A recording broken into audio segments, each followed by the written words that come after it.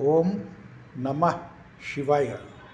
राजगिरा लाही प्रसन्नम नित्यम प्रतिश्वास स्वानुभव सविनय सादर शिरीष पटवर्धन 5 जानेवारी 2026. श्रीराम. जगभरात राजगिरा लाही माहीत नाही अशी व्यक्ती शोधून सुद्धा सापडणार नाही, कारण उपवासासाठी राजगिरा वडी या रूपाने ती सुप्रसिद्ध आहे. आता प्रसन्नम नित्यम प्रतिश्वास आणि राजगिरा लाही याचा संबंध काय हे आपण शारीरिक, वाचिक आणि मानसिक स्तरावर थोडक्यात पाहू. श्रीराम. शारीरिक स्तरावर राजगिरा लाही जर आपण रोज खाल्लीत तर आपल्याला बद्धकोष्ठता किंवा कॉन्स्टिपेशन होणार नाही. पूर्णविराम. श्रीराम. राजगिरा लाही तांदूळ किंवा गव्हाऐवजी वापरण्यास अत्यंत योग्य आहे.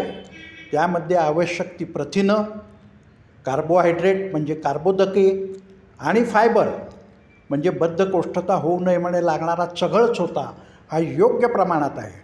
आपण आहारामध्ये नित्यनेमाने तांदूळ आणि गव्हाऐवजी राजगिरा लाही नित्यनेमाने वापरा. श्रीराम. ओम नमः शिवाय. सुरुवातीला काही कारणामुळे भीती वाटली किंवा घरच्यांचा विरोध असला तर आठवड्यातनं एकदा तरी किमान पक्षी सुरू करून बघा. स्वानुभव म्हणजेच प्रचिती हीच सर्वात मोठी खात्री.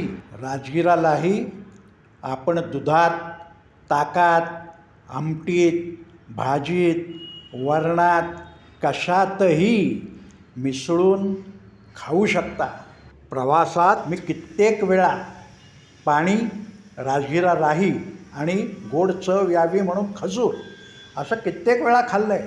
लेहमध्ये सायकलिंग करत असताना सुद्धा याचा वापर प्रभावीपणे केला आहे. तुम्हाला ऊर्जेमध्ये, एनर्जीमध्ये कुठेही फरक पडत नाही. श्रीराम.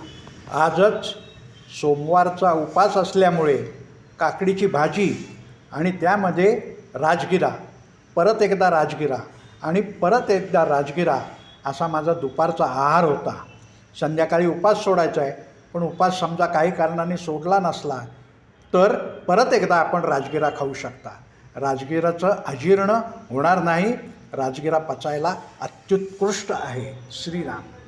अशा प्रकारे आपण राजगिराचा वापर मुक्तपणे किमान पक्षी आठवड्यातनं 1 दिवस सुरू करा. 1 आठवड्यात झाल्यानंतर 1 दिवस वाढवा. असं करत करत हळूहळू 4 ते 6 महिन्यामध्ये आपण 101% राजगिराला सरावाल.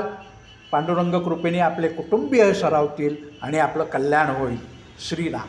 प्रसन्नम नित्यम ते पोटाचा घेर यासाठी 9881489531 वर जरूर संपर्क साधा. श्रीराम.